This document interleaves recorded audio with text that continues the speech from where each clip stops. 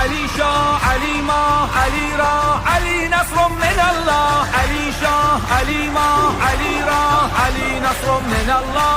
علی زمزمه هر دل آگاه، علی حسن حصین است، علی عین یقین است، علی ماء المعین است، علی حبل متین است. به کوری دو چشم دشمنانش فقط حیدر امیر المؤمنین است، فقط حیدر امیر المؤمنین است، فقط حیدر امیر المؤمنین است، فقط حیدر امیر المؤمنین است.